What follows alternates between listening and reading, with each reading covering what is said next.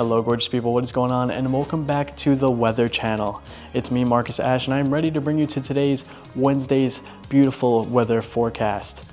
So let's just get started right over here. As you can see in Colombia, it's going to be fully bright and sunny as in 86 degrees Fahrenheit. Absolutely incredible weather outside. Same thing over here within Atlanta in 85 degrees, although it is going to be partly cloudy. Now remember, despite these incredible sunny conditions and the need to want to go outside, you should probably stay inside given the current climate of what's been going on recently. Make sure to stay inside, bunker up your doors, and make sure to not let anything in, no matter the size. Here in Montgomery, used to let anything in. This is an emergency broadcast. As you know, the phenomenon known as the Prehistoric Emergence began in the ocean, with the megalodon devastating marine ecosystems. It then expanded to land, where Tyrannosaurus rexes resurfaced, culminating in the tragic massacre of Billings, Montana. But now, we are witnessing new developments, and things are about to get a whole lot worse. Hello gorgeous people, what is going on, and welcome back to another video. In today's video, we're back going over the series Prehistoric Emergence. In case you haven't seen this series before, I already made 2 videos on it, which will both be linked in the top of the description down below, so be sure to check those out and watch those first before you jump into this one. But in case you have watched those videos and you need a little recap, I'll tell you what the series is about. Basically, one day out of nowhere, holes opened in the ocean and on land, and creatures that we once thought were extinct all came out of these holes at once. And it's caused mass chaos on the planet. I mean, people are dying from these creatures. Creatures are flying down and just picking up children and taking them away. You can't even be in a boat on the ocean now because your boat might get eaten entirely. There's a lot of chaos, and it seems with each and every new episode in this series, we just learned about how things are getting worse and worse for Earth. And today, I'm just going to tell you that that cycle is going to continue. Things are about to get a whole lot worse, and I'm very excited for us to jump in. And as always, please be sure to go support the original creator of this analog horror series, AZUNStudios, whose link to their channel will be at the top of the description down below. Please be sure to go and support your analog horror content creators. And alright guys, I'm super excited to jump into this one, so enough of me yapping, let's jump right in.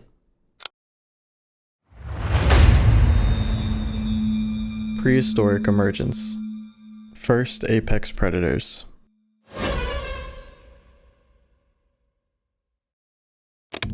Prehistoric Emergence refers to an event in which numerous animals once believed to be extinct for millions of years have suddenly reappeared through unexplained openings such as caves, deep holes, and blue holes. Boom. I read it quick enough this time. Depth 203 meters. Blue hole 1066.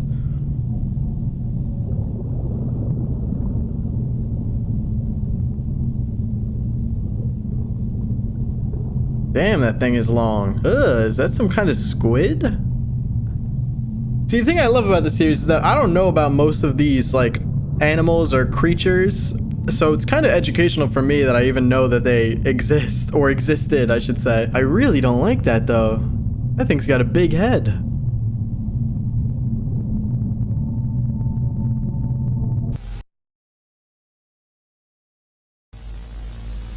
AZUN News. Welcome everyone to AZUN News. Our responsibility is to keep you updated on all developments concerning the prehistoric emergence. Let's see what you got for me. We acknowledge that our last broadcast left viewers unsettled. Notably, an unexpected video of a mysterious statue with strange sounds interrupted our channel. It appears AZUN News was targeted by cyber attacks. The glitches and interruptions you witnessed are suspected to be a prank meant to instill fear. An investigation is already underway. Okay. That's clearly a lie, I want to say. So something I kind of failed to go over in the previous videos on the series, or that I missed, were some references to some gods or some higher people in mythology. One example being when the Vasuki Indicus is introduced. I think it's like in the 2nd episode, you know, the giant snake that's on land. In the news caption at one point, it says, "Is Vasuki Indicus a manifestation of Shiva's wrath?" Because that was the snake that was around Shiva's neck.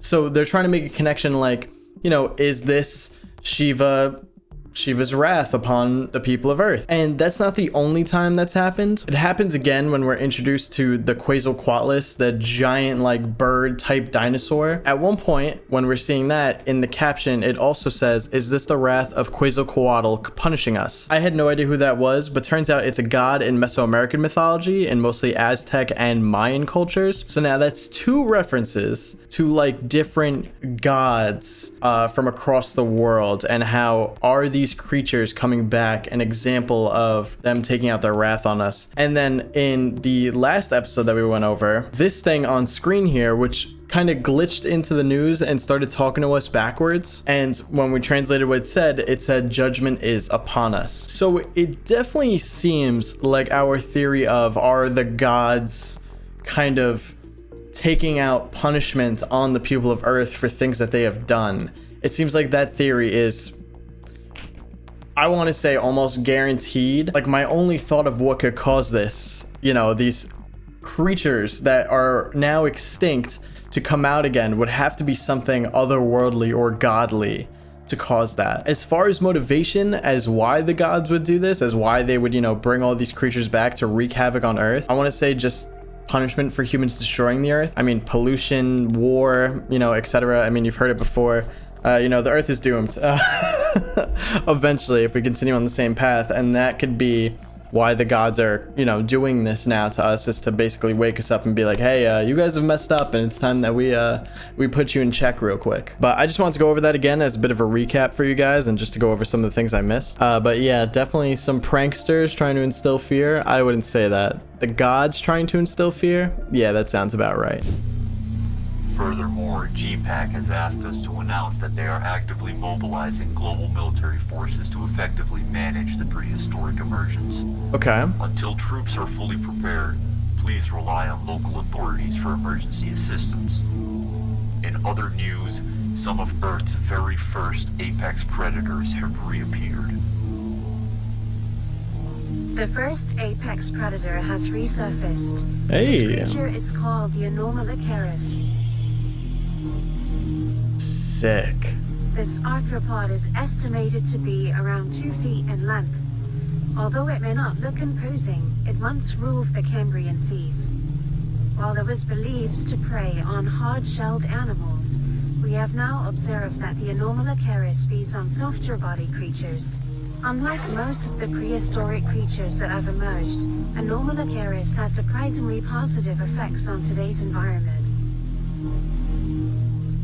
Consider shipworms. These invasive pests cause billions of dollars in damage each year. Shipworms burrow into wooden structures such as ship, piers, docks, and they consume the wood until these structures are destabilized. Their larvae hatch in the ocean and swim freely until they locate a source of wood. Then they burrow into the wood, growing and digesting more as they develop, ultimately weakening the structure. I never heard of that before. Fortunately, the return of the AZUNStudios is keeping these shipworms in check. This emergence is unexpectedly beneficial. Okay, so interesting. As far as I can remember, I think this is the first time in the series that something that has come back has had a positive towards us. Where these things are taking out these shipworms so that, you know, instead of them destroying structures, they just get eaten. So that's a good thing. We like that. Another thing is the fact that it said that they were believed to only eat hard shell creatures, but it seems that they eat multiple different things now, which is interesting that now that it's come back, it's kind of evolved to be a bit different, which makes you wonder that if we see more creatures come back, are they also going to be different than what we thought they were? Like, will they also have different diets, or maybe even different abilities, I guess you could say? Like different things that they could do than we once thought? Many welcome the AZUNStudios' presence in our oceans. Hell yeah. Doesn't sound like they do anything bad. The Kraken of the Ordovician period has reemerged. A Kraken? It's known as the Camerosaurus. This ancient cephalopod's shell is around 20 feet in length. Ah, Its damn. shell serves to protect protect the creature and maintain its buoyancy.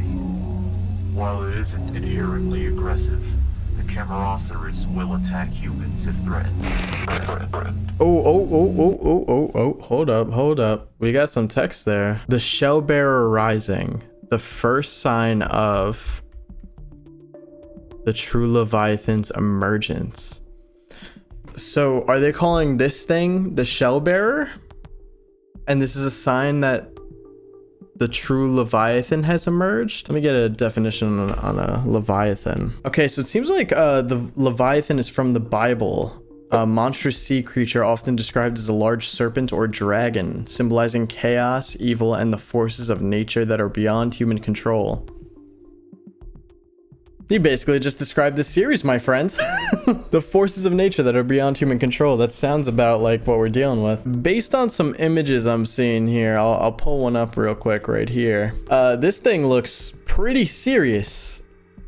Like, if this thing was in our ocean, I think we'd have more to worry about than the megalodon and, you know, the giant killer sperm whales and all that. This thing could be a massive threat to everything in the ocean, and I mean, we're already staying out of the ocean, so I guess this would make it just impossible for humans to be in the ocean without having to worry. I mean, if that thing actually gets released, then I don't know what the limits are of what could come out of all this, because that is obviously an insane creature to show itself. Based on what I looked up though, I don't know how it's directly linked to this Kraken here, but again, I'm not too well versed on religion or the Bible or anything like that. So if you guys know more, let me know in the comments down below. I'd love for you guys to educate me on that. It inhabits the equatorial oceans and is particularly abundant in shallow tropical seas. The Camerosaurus can use its beak to breach exoskeletons or shells. Just like the EmortalMarcus, this creature's predation patterns have been helpful to us. I really don't like that. Take for instance the green crab. These invasive crustaceans impair our economy and our ecosystems. Green crabs decimate populations of clams, oysters, and mussels, causing severe damage to marine ecosystems and causing fisheries millions annually. The Camerosaurus, however, prey on these invaders, helping to control their numbers. Hey, okay. By reducing green crab populations, the Camerosaurus indirectly keeps shellfish stocks abundant and reduces economic losses in the fishing industry. Well, that's really good then. The Camerosaurus and the EmortalMarcus prove that some prehistoric creatures may work in our favor and should be protected at all costs. So we've learned about two beneficial creatures now. While these animals were the apex predators of their time, they are far from dominating these oceans. I mean, yeah. Recently, Thai fishermen caught a group of wild EmortalMarcus. The creature immediately became a sensation in Thai restaurants. Now, we're witnessing a spike in demand for exotic prehistoric seafood. Many fishermen have expressed interest in capturing these creatures. This could be an issue for we have sinned. We have sinned. Deadly sin. Greed. Human greed. Come on, dude. Like, we finally get two creatures that are beneficial to us, and instead of us keeping them around and just letting them chill, we're now capturing them and turning them into food, which, I mean, we pretty much do for everything. But right now is a time where it's like, we should probably just leave these things to do what they gotta do. You know, continue getting other fish or whatever, I guess. But I feel like if our theory is right that the gods are, you know, bringing these creatures back to punish us, we're just proving their point. They finally bring us two creatures that are beneficial to us, and what do? We hunt them and eat them and turn them into like a worldwide incredible food craze. Humans, man. This could be an issue, for we may undo the positive effects these animals had on the ocean by overfishing them.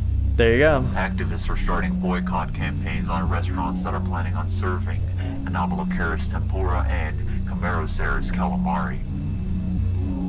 GPAC has ignored this issue entirely, most likely due to their focus on military organization, meaning we will have to rely on the good nature of humans to save these creatures. That's not gonna happen. Pray for the safety of the Anomalocaris and the Camerosaurus. I'm sorry, I really don't like how you look, bro. You make me very uncomfortable.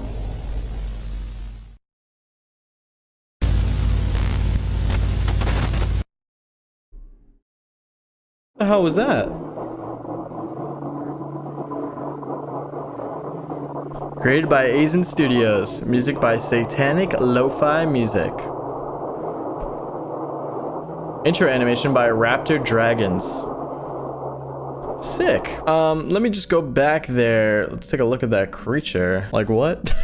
Okay, so apparently this thing is the Sacobambaspis. Sacobambaspis.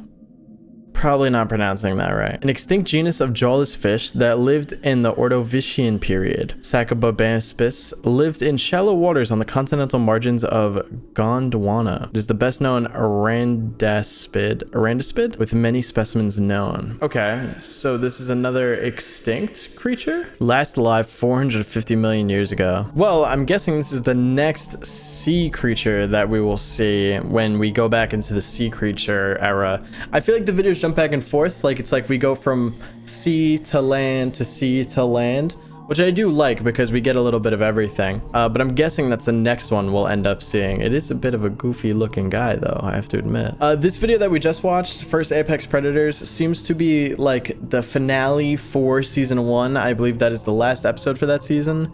And then now we're jumping into season 2, I believe. I'm already excited just based on the thumbnail and the title of this video, because in the last video I made on Prehistoric Emergence, we learned about the Dabbah, which was like a new T-Rex that had appeared with a new look and everything, and we weren't really too sure what was up with that guy. But when you look up what the Dabbah means, it means Day of Judgment, and it's associated with the Quran and things like that. Again, an example of another creature that is like new to exist, and this episode seems to be focused around it. So I'm curious if we're gonna learn, you know, what it does, if there's any purpose to it, what abilities it might have. But I'm very excited to see, and this episode is 22 minutes, so let's just jump right in. Prehistoric Emergence. Beast of the Earth. Global Prehistoric Affairs Commission. Debrief 2782. Eden Squad. We have confirmed reports of a hostile prehistoric creature in Laurel, Montana. Your objective is to capture the creature alive. Lethal force is authorized only as a last resort. Our analysis suggests the target is located in one of two areas. Eden 1 and Eden 3 will move in to investigate these locations. Eden 2 and Eden 4 will secure the perimeter, ensuring the creature has no means of escape. Good luck, Eden Squad.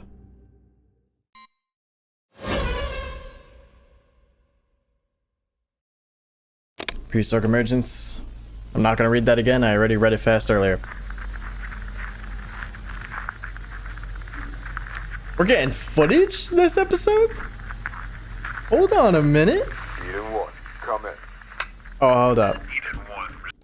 Do we have captions? Oh my god, we do. Hold up. Eden 1, come in. Eden 1. Eden 1 responding. Do you have eyes on Eden 3? Negative. Following Eden 3's trail. Proceed with caution. The target's threat level is being re-evaluated. If spotted, do not engage it alone. Affirmative. So I believe they're hunting the Dabbah here. Only seeing human footprints, not really seeing anything else.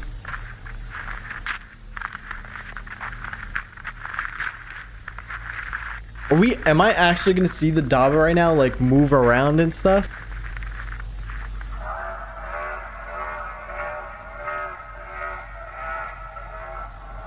Oh, that's the T-Rex noise, right? Eden Squad. Rendezvous in my position. Target is in the AO.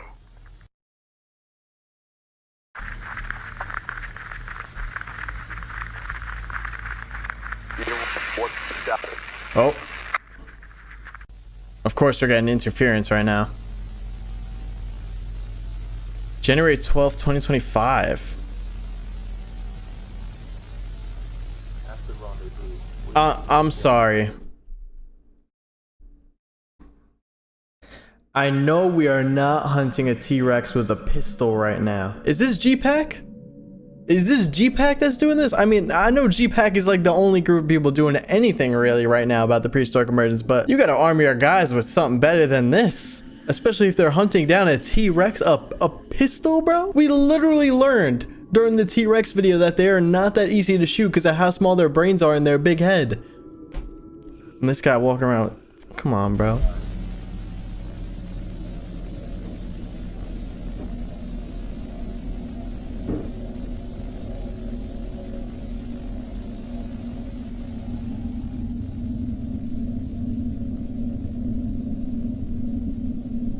Oh, nah.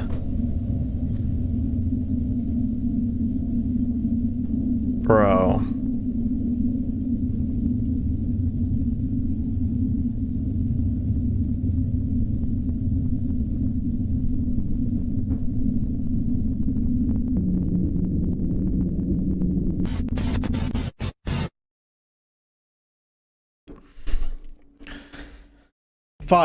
Fire already. I already like that we're spicing things up a little bit with a scene like that. That is sick from the jump. My only question is, how did that thing get behind him without him knowing? I've seen Jurassic Park, and when the T-Rex is showing up, it shakes the ground. You know that thing is coming. Is it possible for a T-Rex to be that quiet? Okay, so apparently it might have been possible for T-Rexes to have like soft, fleshy pads under their feet to prevent prey from being able to detect if it was approaching. So like prey would feel the ground shake as it was approaching, but they didn't know if it was going further away or coming closer. That's according to some article I found. I don't really think this is like a valuable source, so take that with a grain of salt. AZUN News. We are the AZUNstudios Channel. Yes, you are. It is our responsibility to keep you updated on all matters pertaining to the prehistoric emergence. GPAC has officially launched the first phase of their defense initiative. They have issued a public statement detailing this development. To all member nations, we are proud to announce the establishment of specialized response units, fully trained, managed, and funded. What did I just see the response units that you're going to be sending out? Because a T-Rex just snuck up on a guy with a pistol. By GPAC. These elite forces are designed to handle prehistoric threats and ensure public safety. Should a threat arise, please contact these units through your local authorities. Due to their limited numbers, priority will be given to urban areas and regions with priority citizens. Rest assured, additional forces are undergoing rigorous training to expand our response capabilities. Your safety remains our top priority. Stay vigilant and trust in GPAC. While GPAC's promises bring hope, their initiatives come with substantial costs. Stay tuned as we uncover news regarding GPAC's newly formed special forces.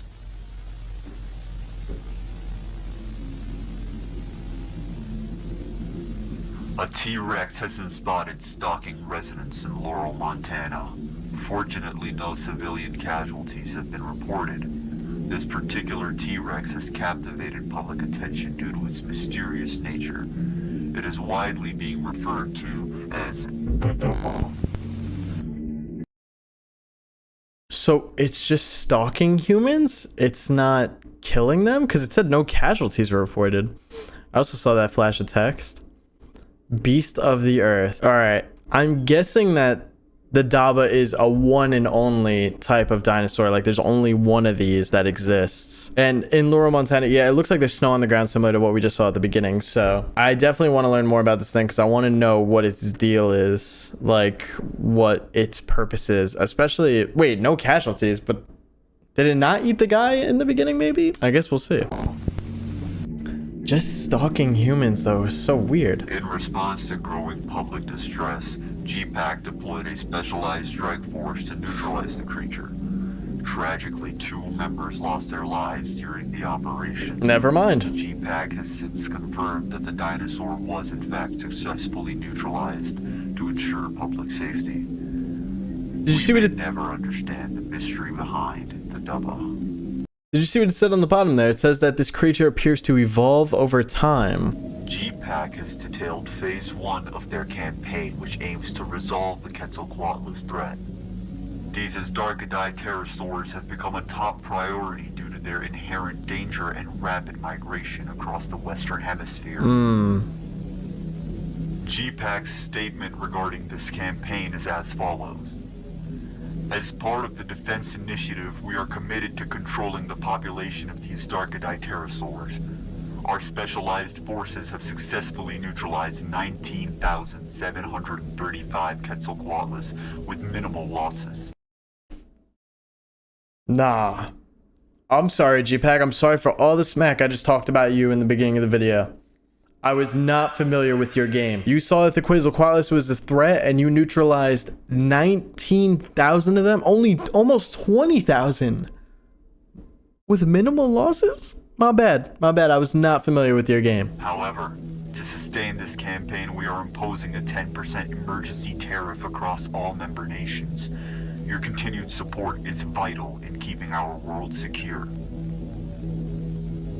We at AZUNStudios question whether brute force is the right solution to this crisis. In just the first week of the initiative, 987 soldiers have lost their lives. The mass spending on firepower has already triggered inflation, with experts warning us that this war is unlikely to end anytime soon. I mean, yeah, the amount of money it must cost...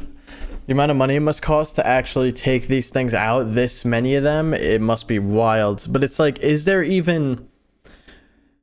I mean, I kind of agree with the fact, like, is there a better way of dealing with them? Because if there's so many, I feel like they're just going to keep populating. You know what I mean? It's not like the numbers are dwindling. Like, there's probably still thousands upon thousands of them. Is it even worth it trying to get rid of them? Or do you just learn to adapt with them around? GPAC's claim of neutralizing nearly 20,000 Quetzalcoatlus, their population continues to surge. This campaign could easily stretch on for years. Yeah, I'm not going to lie. We're cooked. We're cooked. We're cooked. Keep your little children inside. The outside is no longer safe. 530,000 plus. And they've managed to take out 20,000, which is good, I guess. But in terms of that number, and if they lost 1,000 people in the efforts of trying to take out 19,000, it's just not possible, dude. There's got to be another way. The war against the Darkadai has already cost more than $1.32 billion. Experts project expenses could surpass $1 trillion before the conflict ends. Furthermore, GPAC has introduced tariff exemptions for wealthy individuals and corporations that make significant financial contributions. According to GPAC, cities like Washington, D.C., Buffalo, and Pittsburgh are now free of Quetzalcoatlus. However, eyewitness reports suggest sightings of flying creatures in these regions. To gain further insight, we now turn to Corbin Brenner, reporting live from Buffalo, New York. That's right. I'm standing here in sunny Buffalo, New York, and as of yet, no news on the elusive Pterosaurus. I've spoken to many locals and still have no reports to substantiate that they've migrated this far north. I'll update you as I get more information. Back to you. Leave the camera. Go, go, go! No way.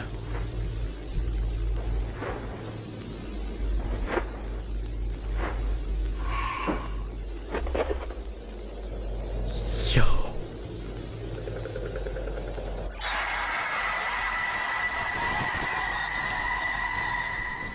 Dude, the quality jump in this episode is crazy compared to the past ones. We're getting like actual footage of things, and the animations of these creatures just coming in like that. First of all, holy dude, that is a large head. That head is like the size of a car, if not bigger. So this is the other creature that they're hinting at, not the Quetzalcoatlus. This is a different one, right? Because it's got a different type of thing on its head. Dude, holy mega mind.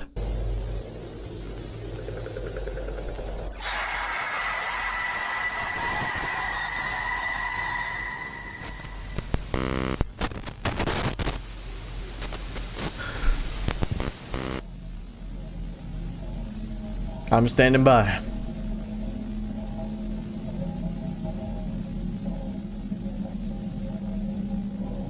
Attention. The U.S. East Coast is now under a state of emergency. All residents are ordered to remain indoors. A massive Astarkadai invasion is underway. G-Pack response teams have been deployed across multiple states. However, the sheer number of these creatures are overwhelming the forces. Early reports indicate this species is even more resilient than the Quetzalcoatlus. Its greater mass allows it to withstand heavier gunfire, making it more difficult to bring down. We're cooked. Like, there is no winning this, dude. They were barely making a dent in the Quetzalcoatlus population, and then now you have this new thing, which is just stronger and better.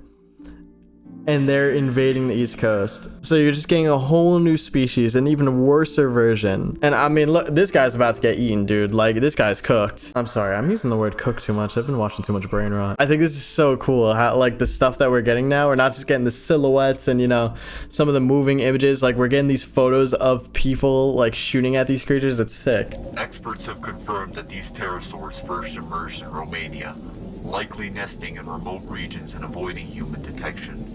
However, their sudden mass migration to the U.S. East Coast remains an enigma, with no known natural explanation for such a movement. The fact that their arrival coincides with the ongoing war is a coincidence that cannot be overlooked.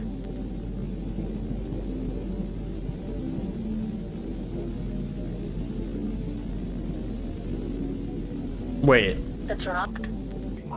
With no known natural explanation for such a movement. The fact that their arrival coincides with the ongoing war is a coincidence that cannot be overlooked. So they're saying that the war with like the Quetzalcoatlus and stuff, maybe somehow there was some form of communication between these two different species where they were like, yo, they're trying to kill us over here. Can you guys come help out? And they were like, yeah. And they came from like the Europe because they're attacking the East Coast.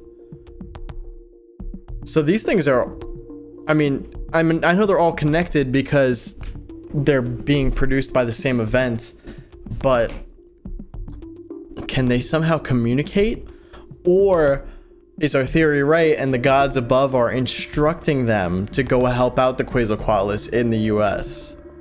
Either way, yikes.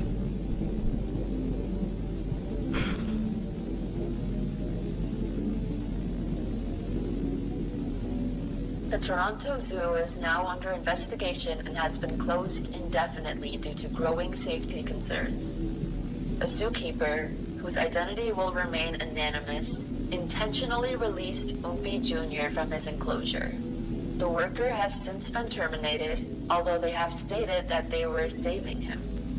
Meanwhile, an illness has spread among the zoo staff. Reports indicate that a significant number of the zookeepers have fallen ill, with several hospitalized. The nature of the illness remains unidentified. One of the now hospitalized zookeepers claims that Oompi never contracted tuberculosis. Instead, they allege that the Toronto Zoo's shareholders fabricated the diagnosis to cover up the true cause of Oompi's death and avoid a shutdown. This has sparked speculation that Oompi's death and the illness among zookeepers could be correlated. As the Toronto Zoo faces legal scrutiny, concerns grow for the zookeepers battling this unknown illness, and for Oompi Jr., who remains missing.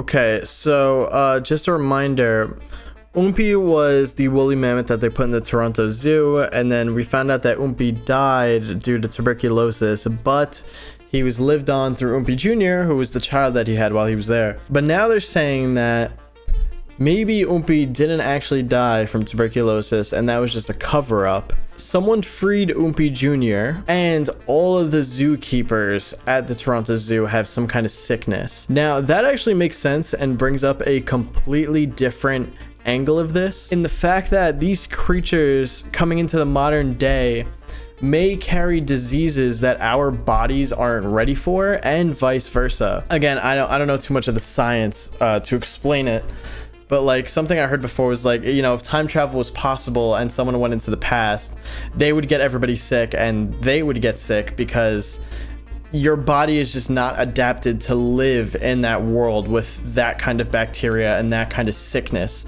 You know, our bodies have adapted to live in what we live in today with vaccines and the medicine that we take and the food that we eat, etc. So when you're bringing in a prehistoric creature that is not used to the world today and making it interact with humans, which are not used to the prehistoric creature and what it has with it, that can cause some conflict there and some sickness. So I definitely want to say that that's probably why all the zookeepers are sick. They probably got something from Oompi and then that, you know, spread throughout them. But they're also implying that Oompi died a different way that's not sickness. So I'm kind of curious how he actually died then. I didn't think we were going to get more of this, but it seems we keep getting Oompi stuff as these episodes go on. So I'm guessing we're going to get another piece of this information in future episodes. Attention residents of France. A terrifying insect has been spotted in the country. This creature is known as the Meganeura. Nah, dude. At this time, authorities strongly advise keeping all windows and doors securely shut, both in homes and in vehicles. This griffin fly is the largest insect alive, with a wingspan of over 2 feet. While it frightens many, it doesn't pose a threat to humans unless provoked. The Meganeura has been seen to prey on toads, spiders, and dragonflies. Never mind, gang. You chill. You chill. Feel free to live in my crib. As long as you don't bother me, as long as you're not too loud, you could come chill here. Eat all the spiders you want, bro. I never want to see a spider again, so we chilling with that one. No, but I'm kidding. Even if this thing eats spiders, just because of the pure size of it, I'm throwing hands with this thing if I see it in my house. All of which naturally control the insect populations. Oh, never mind. That's bad. As a result, France is experiencing a massive surge in pest populations, devastating the country's crops. Once a thriving $200 billion industry supporting nearly 500,000 jobs, France's agricultural sector is now in turmoil. Furthermore, tourism has declined significantly since the pest crisis, pushing France towards an economic disaster. Despite the ongoing Astarkadai War, GPAC has reaffirmed its commitment to handling other prehistoric threats. In response to the active Meganeura crisis, they have issued the following statement. The emergence of Meganeura poses a significant threat to France. To address this crisis, GPAC has deployed a specialized force armed with an experimental pesticide designed to eliminate insects the size of Meganeura and smaller. Residents may contact local authorities for assistance. Rest assured, this crisis will soon be contained. However, public concern is mounting over GPAC's use of an experimental, possibly untested pesticide in populated areas. Adding to the unease, GPAC has not disclosed the pesticide's ingredients or potential side effects, leaving many questioning this approach. That's absolutely going to be an issue in the future. Like, they're under so much pressure to deal with all these different issues. I mean, they're dealing with, you know, the Quetzalcoatlus, the T-Rexes, and then you have issues like this where it's, you know, as simple as creating a pesticide to probably get rid of the creature, but you're in such a rush and you have no choice but to put out something right now, or else it might be too late to eventually. But by putting out something that's experimental, you don't know the long-term effects of it or how it's actually going to react over time.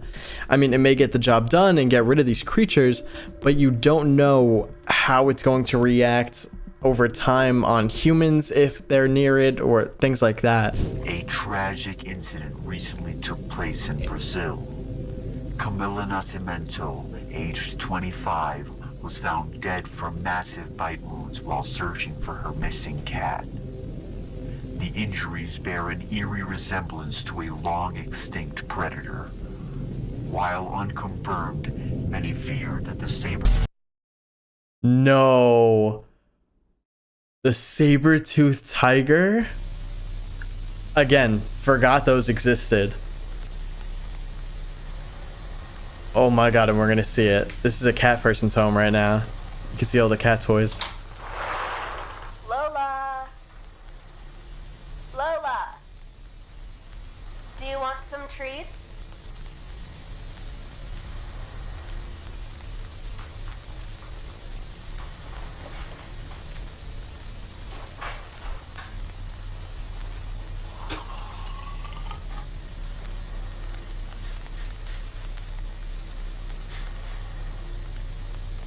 Nah. It's huge. Oh my god.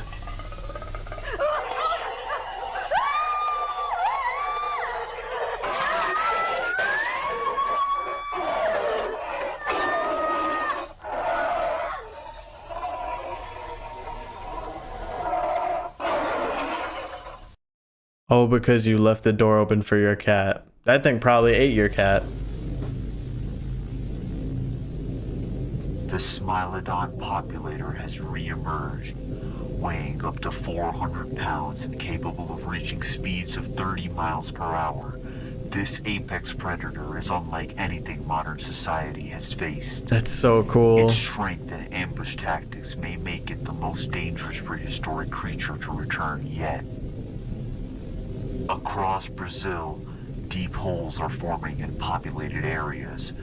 Where these formations appear, so do the saber-toothed cats. With these predators now prowling city streets and rural towns alike, Brazil itself has become their hunting ground. G-Pack forces are patrolling major cities, staying true to their mission of protecting civilians. However, their focus remains on urban centers, leaving smaller towns and rural areas dangerously exposed to Smilodon attacks. Bro, the muscles on that thing? Those outside the protected zones are left to discover their own means of protection against the creature. With the federal government and G-Pack prioritizing urban regions, many and vulnerable towns have turned to a questionable source of protection. The cartels. Amid a global firearms shortage, these criminal organizations have taken advantage of the crisis, flooding the black market with weapons and selling them to desperate locals. The emergence of Smilodon has inadvertently increased the strength of the cartels, deepening their grip on Brazil's most vulnerable communities. For now, those outside the G-Pack protected zones have little choice but to rely on the criminal organizations. Until special forces extend their reach, many will remain trapped between prehistoric terror and the growing power of the cartels. Yeah, I mean, you don't really have a choice if you need a weapon, I guess. Especially if you're defending yourself from saber-toothed tigers. The number of openings have increased exponentially since our last broadcast. They have started to displace a concerning number of people.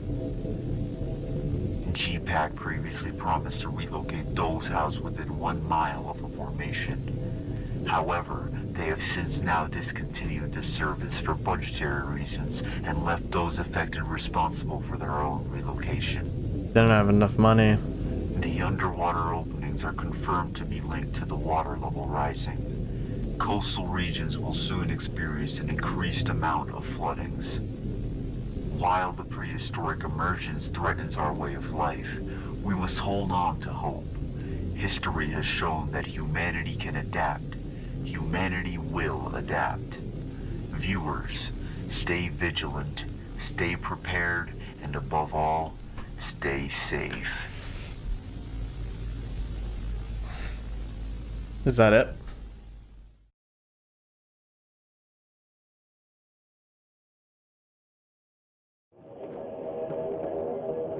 Created by Azun. That was a really, really sick episode. I mean, things just honestly keep going down hit.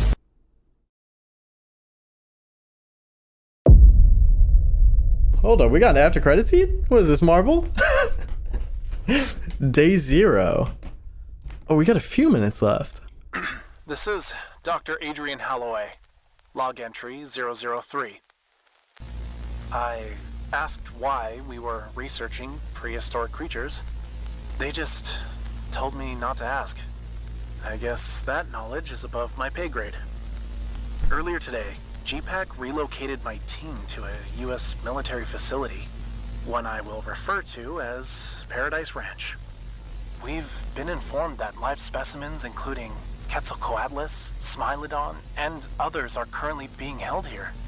However, our team has been assigned to an entirely different subject. The creature on the news, the one the public is calling the Dabbah, is currently being transported to this very facility. I can't believe it. Our containment protocols are ready, but there is ongoing debate over its dietary requirements. This dinosaur we're researching, it's a scientific marvel, a true wonder of the world. I'm honestly not sure what to expect, but I somehow know my team and I won't be disappointed. Oh, I'm excited to see this. Log entry Day 1. 004. Fascinating. Absolutely fascinating. Its fleshy foot pads muffle its steps far more effectively than those of a typical T-Rex. There you go. That's the reason right there. Go back. What was that exact wording? Its fleshy foot pads muffle its steps far more effectively than those of a typical T-Rex. Okay, so even better than a regular T-Rex, this thing has even more muffled foot pads. So that's why it snuck up on that guy at the beginning of the episode so easily. Interesting. Initial measurements place its weight at 16,734 pounds. And its height at 12.5 feet at the hip.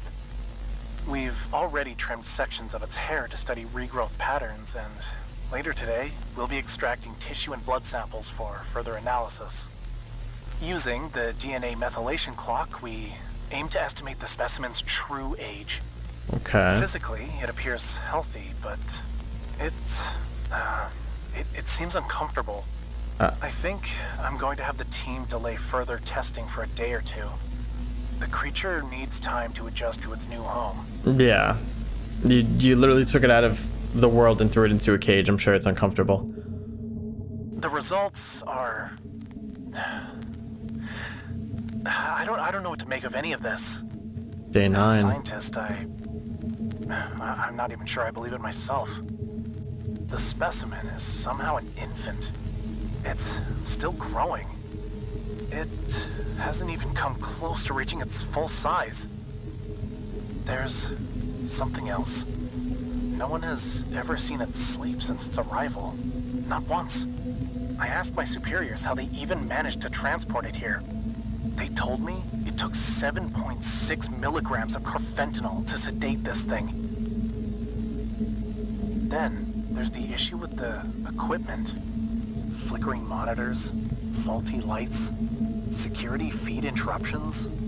On paper, it's all just a technical malfunction, but... Is it looking at me?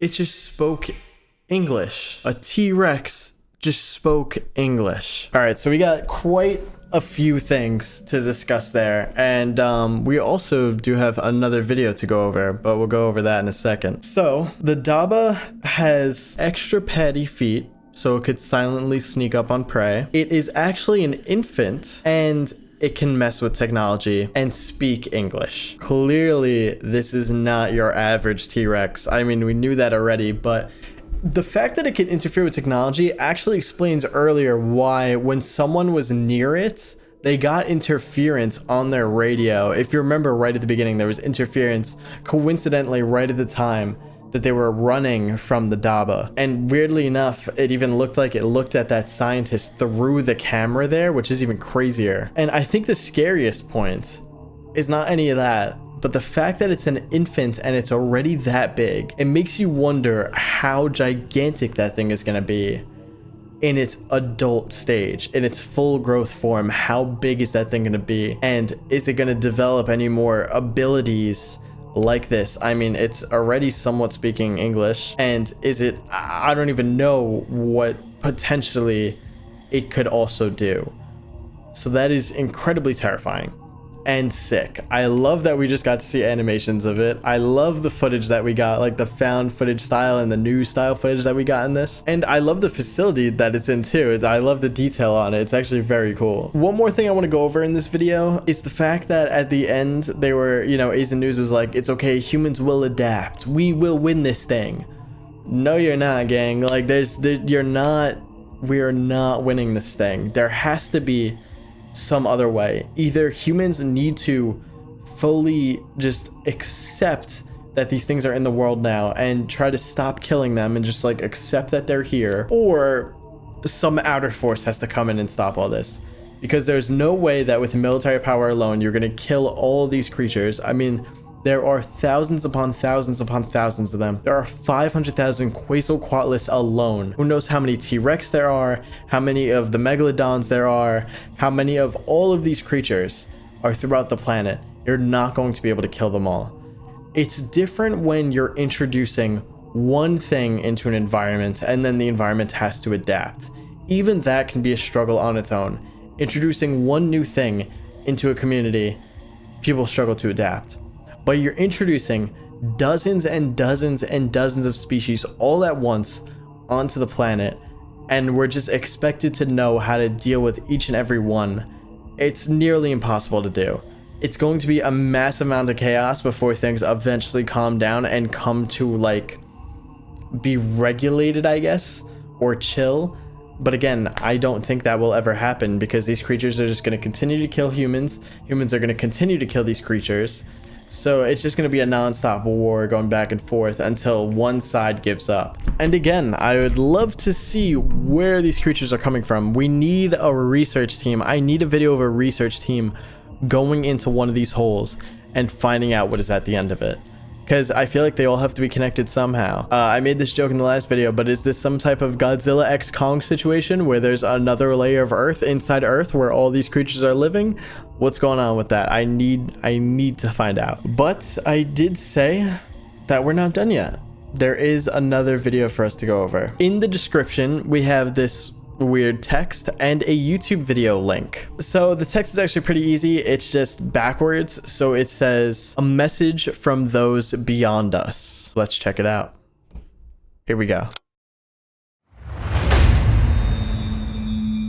Prehistoric Emergence. A message from those beyond us.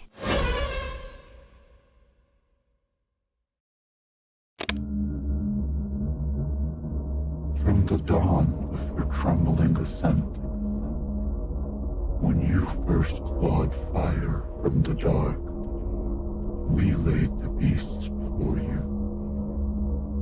Creatures of ancient flesh hidden in the earth's folds. We let them walk amongst you. Let them remind you of your smallness. We watched. And how did you greet them? With awe? With reverence? No. With stone and spear. You hunted them, carved them apart, wore their hides like stolen power. You did not kneel in deference to what had come before you. No, you slaughtered what we set upon your land. You were not meant to conquer the wild. You were meant to live within it. But instead, you grew into the sickness of dominion. A species that believes survival is its right and not its trial. But you are not without hope. There is one among you now, a witness. It has come from the abyss to which all things must return. A child, new and unstained, a vessel of pure sight. It will walk among you, see you as you are, not as you pretend to be. It will taste your kindness and your cruelty, weigh your greed against your mercy. It will see the hands that build and the hands that destroy. And when its time is done, it will return to us. It will tell us what it has seen. And we will decide. Okay. Theory confirmed. Can we get a round of applause, guys? Can we get a round of applause? Our theory was correct. So yeah, pretty much, I mean, that seems like one of the gods beyond us was basically speaking to us directly, saying like, you know, ever since you guys came into existence, you guys have been doing nothing but killing these creatures and taking over the wild, rather than appreciating these creatures and bowing before them for the incredible thing that they are. You guys decide to kill them, wear their skin, wear their fur, do all these terrible things, and now we are going to cast judgment. So they say that there is a child amongst us now, and that child is unbiased, does not know what to expect, but after its time with us is done, it'll go back and it'll tell them what it's seen, and then the gods will decide what is going to happen to humans. And I believe that child that they're talking about is the Dabbah. I mean, the Dabbah, as we just learned in the last video, is an infant. It is young, and it doesn't, I mean, obviously it did attack 2 humans, but it was also stalking humans, if you remember earlier in the last video. It said at the beginning, like, you know, it was just stalking them, but it didn't kill any humans. It was just stalking them, just watching them. So it seems that the Dabbah is just watching humans, seeing what they're doing, whether it's positive or negative. So I think whatever happens in this research lab that the Dabbah is in, they better be careful with this thing, because if they hurt it, if they kill it, it might go back to the gods and be like, yo, listen, they cut my tail off, they experimented on me, they injected drugs into me, you know what I'm saying? Like, he'll tell them all this stuff, and then the gods will basically be like, all right, wrap it up, humans can't live on Earth anymore. Boom. And then they'll do some craziness. I mean, they already have the power to unleash this many prehistoric creatures at once. Who knows what else these gods have the power to do? I actually think that's a really sick concept. I mean, they talk about in this, like, specifically just the animals and whatnot, but I would also understand, like, they're just pissed about just in what we've done in general, you know, flattening out forests and just building buildings and cities on top of them, rather than us integrating what the Earth already had. We kind of just have devastated it in a lot of ways. I think next what we're going to see is we're definitely going to see more of the Dabbah. I would like to see more about Oompi and what's going on with Oompi Jr. I'd also love to see more footage like we did today, like the news footage that we saw, or the footage of, you know, G-Pack's Eden division. I think that was some really cool stuff. I think this series has really leveled up as far as the production of it, like I just said, with the footage that we've seen, the animations. You know, obviously we saw the lab was like a completely like built environment that was really, really sick. And a big criticism that this series had on previous videos, which I wasn't totally aware of the negatives about it, was that it used AI. In the last 2 videos I made on this series, they used AI in a few different versions of it, or a few different scenes of it, I should say. And I'm not gonna lie, even I am it's becoming hard for me to even notice what is AI and what isn't. AZUNStudios actually even wrote in the description that some scenes were used for AI, but I spoke to them before I actually made this video, and they said that these videos no longer use any AI at all, which I think is something that we should definitely appreciate and I think should be looked up to. I mean, obviously I would wish that this series wouldn't have used AI, period, but I'm happy to see that they've transitioned totally away from AI. As you can tell, we have like actual voice actors during these parts, we have footage, actual animations, and you can go to these videos and go to the descriptions and see where AZUNStudios got some of these scenes from. Or even in the video First Apex Predators, they write that they got the animal sound effects from Studio Mod and Dino P4166, stuff like that. So it's really cool to see that they are, you know, getting help from other people, getting help from voice actors and stuff like that to help make the series better and without AI. Moving forward, I am going to try to move away from covering series that use AI just because I've recently learned about the negatives of it in both the analog horror community and just in art in general. So I will make my best effort to avoid it going forward. I believe another reason that AZUNStudios moved away from AI is just because of how much love this channel has been getting, and I'd appreciate if you guys went and showed some more support. The link to AZUNStudios will be at the top of the description down below. Please be sure to go and support your analog horror content creators. Go over there, subscribe to AZUNStudios because they're gonna release videos and I'm not gonna cover those videos for a little while. So I want you guys to go and watch those videos for yourself first. Even go watch the videos that we watched today. You guys might find something that I missed. Other ways that you could support AZUNStudios and what they do is they do have a merch shop where I actually just bought 2 pieces of merch. I'll be sure to put the link to that in the description down below. And they also have a Ko-Fi where you could donate money to help fund future Prehistoric Emergence episodes. Link to that will also be in the description. Guys, please, I cannot emphasize this enough. Support your analog horror content creators because without them, you guys don't get these videos from me. So go help them out, go support them, go show as much love as possible. I really, really do love to see how much this series has improved visually and in every aspect, really. Obviously, if you guys have any theories or any ideas, or if I messed anything up here, please let me know in the comments down below. Also, if you enjoyed this video, please don't forget to drop a like on it. And if you're new here, please don't forget to subscribe. We're trying to hit 1 million subscribers before the end of the year. And all right, guys, thank you so much for watching. I hope you have a great rest of your day, and I will see you in the next one. Peace.